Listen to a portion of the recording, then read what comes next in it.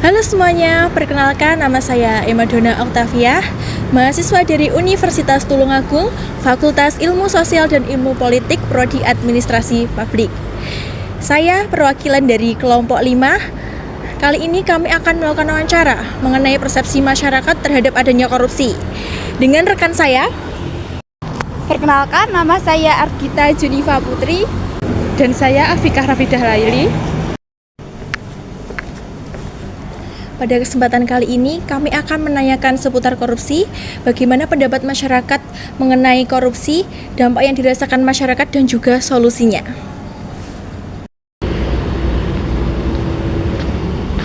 Selanjutnya, kami akan menyampaikan mengenai upaya pencegahan korupsi dan dampak dalam kehidupan sehari-hari, serta pesan bagi generasi muda. Kami juga menanyakan pendapat masyarakat mengenai kasus korupsi yang beredar di media sosial dan juga hukuman apa yang pantas untuk para pelaku korupsi. Semoga wawancara kami dapat bermanfaat bagi kita semua.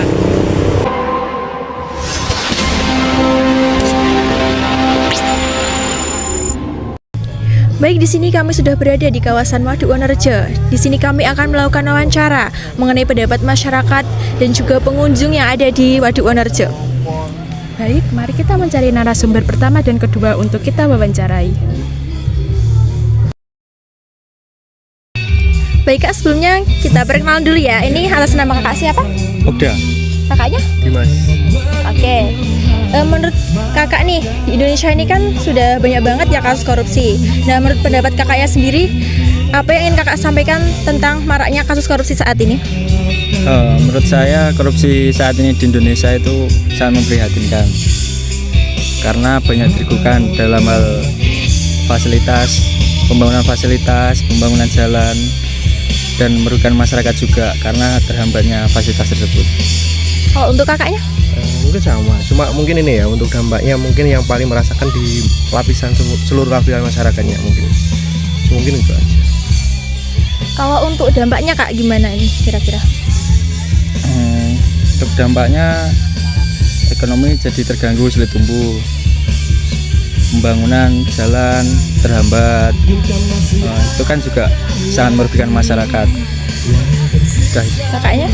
Sama mungkin di pembangunan ya, jadi lebih lama mungkin. Terus sama seluruh perkembangan di wilayah tersebut mungkin akan terhambat juga. Mungkin ada yang disampaikan untuk pemerintah nih supaya korupsi itu tidak merugikan masyarakat. Mungkin bagaimana Kak pendapatnya kakaknya?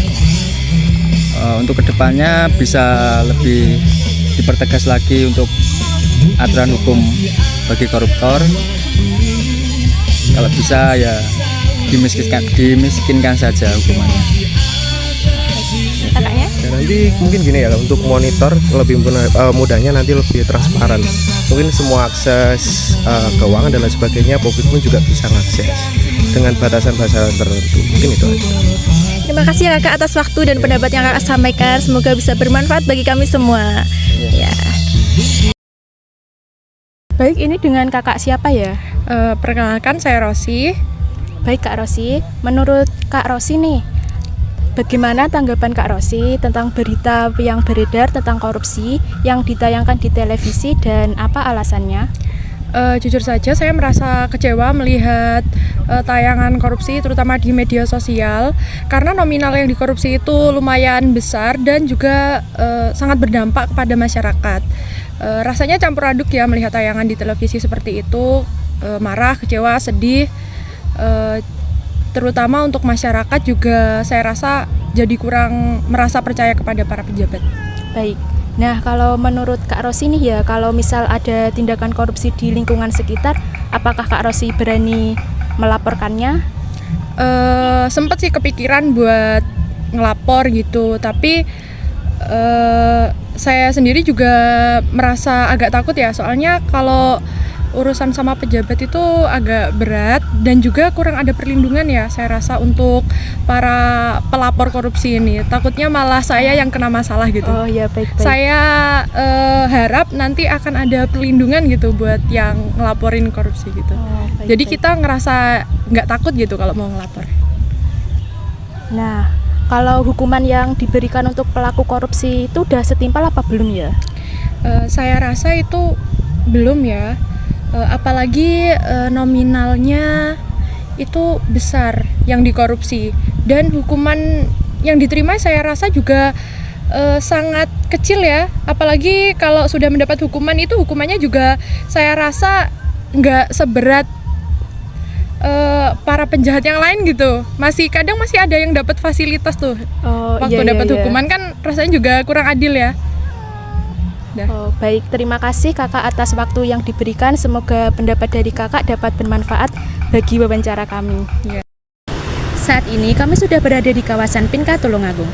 Melalui wawancara ini, kami ingin mengetahui pendapat penjual dan pembeli mengenai isu korupsi yang sering terjadi saat ini. Baik, mari kita langsung mencari narasumber yang ketiga dan keempat untuk kami wawancarai.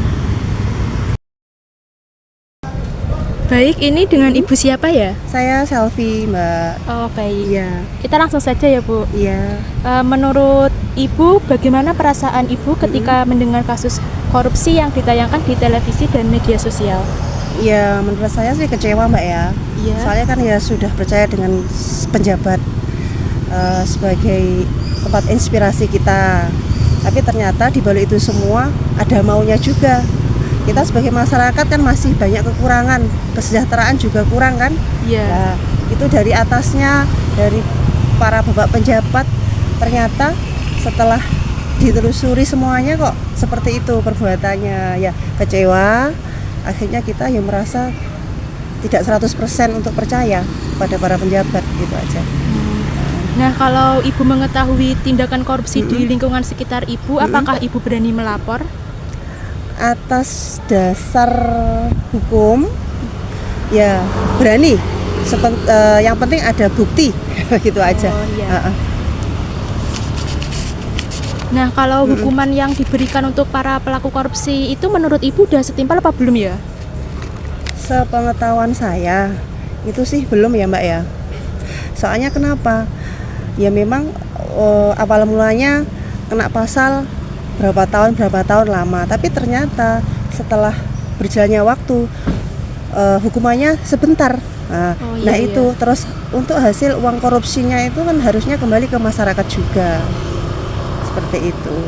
Baik, Ibu terima kasih atas jawaban yang telah diberikan. Semoga wawancara ini bisa bermanfaat bagi kita semua. Iya, sama-sama Mbak ya. Sebelumnya izin bertanya Ibu, dengan Ibu siapa? Ibu Indah. Oke, baik, langsung saja ya Ibu. Menurut Ibu, langkah apa yang paling tepat untuk mencegah korupsi sejak dini? Menanamkan nilai kejujuran sejak kecil. Tanggung jawab. Lalu menurut Ibu, seberapa besar dampak korupsi terhadap kehidupan sehari-hari?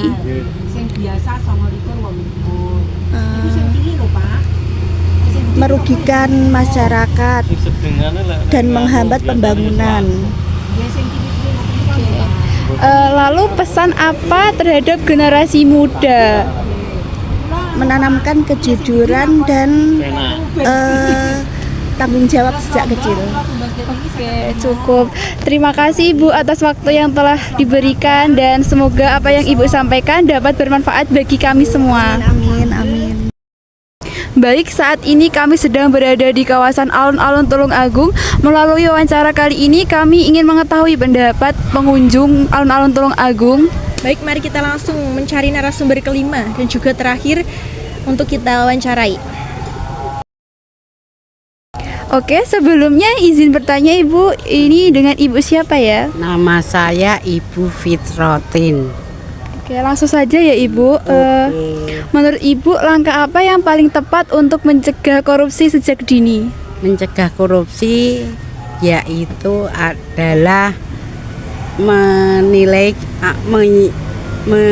kejujuran untuk masyarakat, kejujuran untuk pegawai-pegawai yang muda-muda, jangan sampai korupsi gitu loh. Lalu menurut Ibu, seberapa besar dampak dalam kehidupan sehari-hari?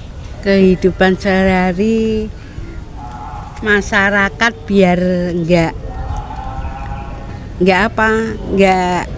masyarakat biar enggak apa tadi Pak? korupsi masyarakat biar enggak banyak korupsi. Masyarakat biar mengaturkan sehari-hari korupsi itu loh, Mbak. Ya, Oke, baik. Kalau untuk pesannya buat generasi muda, Ibu. generasi muda harus meningkat. Jangan sampai korupsi. Generasi muda harus banyak mengapresiasikan kebudayaan bangsa gitu loh, Mbak. Oke. Baik kakak, kita duduk dulu aja ya. Ya.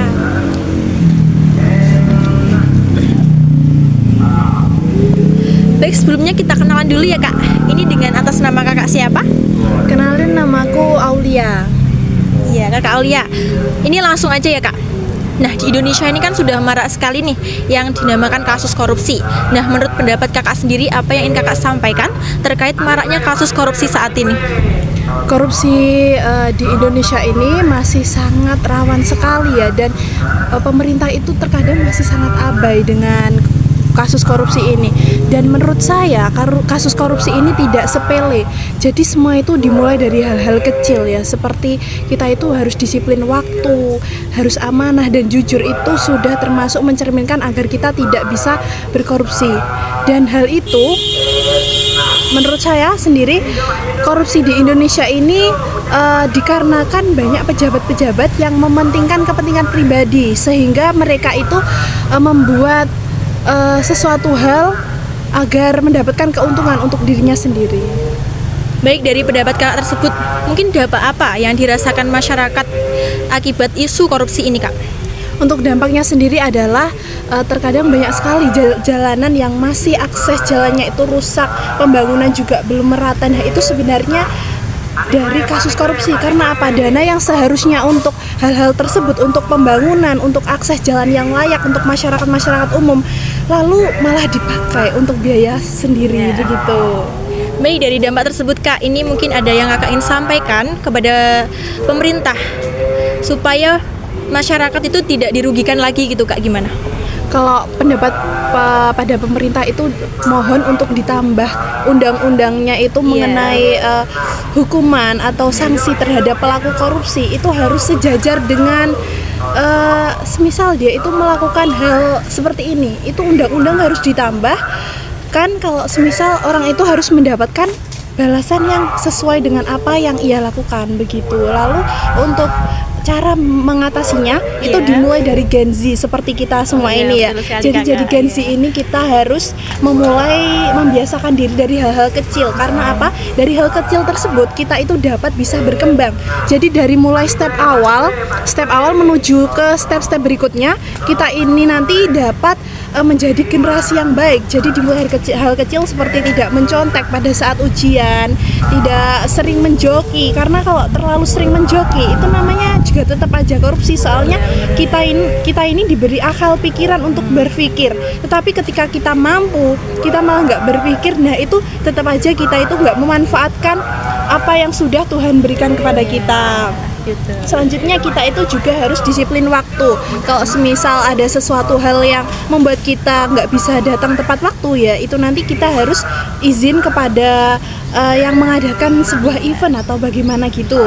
Dan untuk mengatasi hal itu ya, kita itu dimulai ya memang seperti itu, dilatih sejak dini agar nanti kalau sudah dewasa kita jadi terlatih dan sudah mantap, jadi dapat kita hal-hal yang negatif itu dapat kita singkirkan. Jadi kita itu semakin dewasa harus semakin lebih amanah, lebih jujur, lebih teliti, dan pastinya lebih disiplin begitu.